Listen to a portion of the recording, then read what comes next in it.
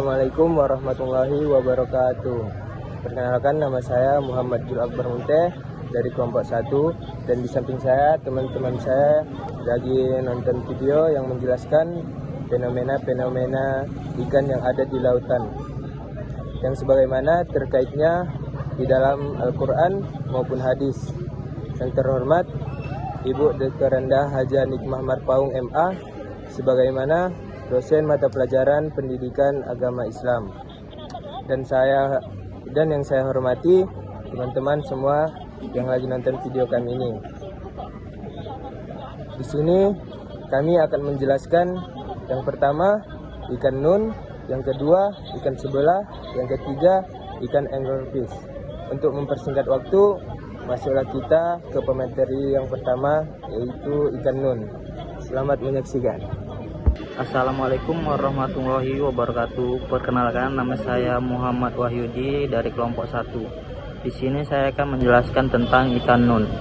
Ikan nun adalah ikan raksasa yang dalam Al-Quran disebut ikan yang menelan Nabi Yunus. Ikan nun ini berukuran sangat besar, kemungkinan menyerupai ikan paus. Ikan nun ini juga ikan yang menguji Nabi Yunus, sehingga bisa mampu menelan Nabi Yunus hidup-hidup. Penjelasan tentang ikan ini keberadaannya dalam Al-Quran surah As-Saffat ayat 144. Disebutkan bahwa Nabi Yunus akan tetap berada dalam perut ikan itu hingga hari kiamat.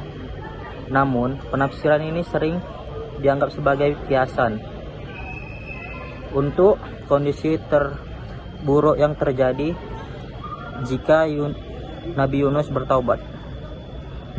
Bismillahirrahmanirrahim. Assalamualaikum warahmatullahi wabarakatuh. Perkenalkan, nama saya Haidar Rizky Prayoga.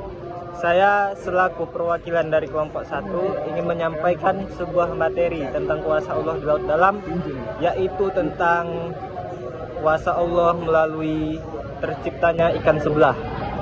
Baik, jadi di dalam Al-Quran, ikan sebelah tidak secara eksplisit atau tidak secara keseluruhan ada Al-Quran menyebutkan tentang ikan sebelah yang hidup di laut dalam. Tetapi Al-Quran menceritakan kisah Nabi Musa yang bekalnya adalah seekor ikan, yang kemudian ikan tersebut hidup kembali dan loncat ke laut. Kisah ini terdapat di dalam surat Al-Kahfi ayat 60-64, di mana ikan tersebut dimakan sebagian dan sisa setengah badannya melompat ke arah laut, menjadi tanda perjalanan Nabi Musa. Meskipun Al-Quran tidak menyebutkan jenis ikan secara spesifik, banyak tafsir yang mengidentifikasikannya sebagai ikan sebelah, atau yang kita kenal sebagai flatfish, karena keunikannya dan kemiripannya dengan ikan yang digunakan dalam kisah tersebut di dalam kalamullah Al-Quranul Karim. Kisah Nabi Musa ini, ikan sebelah, adalah bagian penting dari kisah Nabi Musa dan pembantunya, atau yang bernama Yusya, dalam perjalanan mencari Nabi Khidir.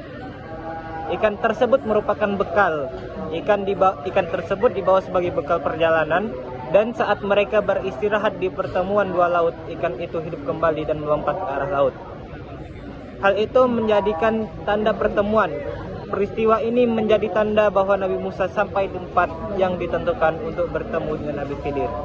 Keajaiban dari kisah ini menunjukkan keajaiban Allah yang menghidupkan kembali ikan yang telah dimasak itu.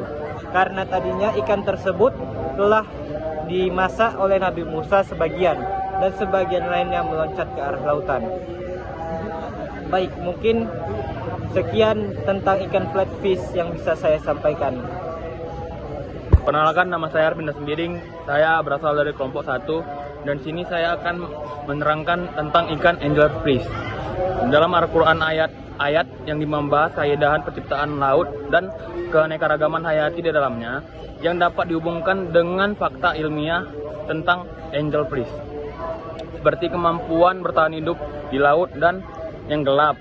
Ayat-ayat tersebut antara lain menjelaskan bahwa Allah Subhanahu wa Ta'ala menciptakan laut dan isinya serta berbagai jenis hewan yang hidup di dalamnya untuk menjadikan tenda kekuasaannya Berikut adalah beberapa contoh fakta tentang ikan angelfish yang dapat dihubungkan dengan pemahaman tentang ciptaan Allah.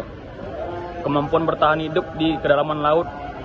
Ikan angelfish hidup di kedalaman 2000 hingga 4000 meter, di mana cahaya matahari tidak dapat menembus keberadaannya. Merupakan bukti kemampuan makhluk hidup untuk bertahan dan beradaptasi di lingkungan yang ekstrim.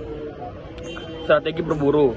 Ikan angelfish menggunakan organ berpencar di kepala yang menarik mangsa. Ini adalah contoh strategi dapat adaptasi yang luar biasa untuk mendapatkan makanan di lingkungan yang gelap dan sulit.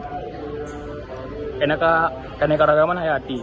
Ada lebih dari 200 spesies angelfish yang ditemukan di berbagai bentuk dan ukuran. Keberagaman dan ini merupakan luasnya ciptaan Allah Subhanahu wa taala yang tidak terbatas.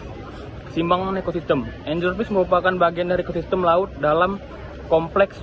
Munculnya angelfish di permukaan dapat menjadi indikator bahwa ada sesuatu yang mengganggu keseimbangan ekosistemnya.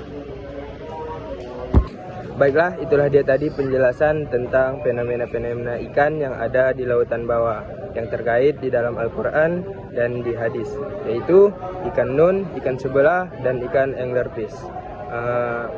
Semoga yang dijelaskan teman-teman saya bermanfaat untuk teman-teman semua yang lagi nonton tadi. Mungkin apabila ada kata-kata dari kami, mohon maaf.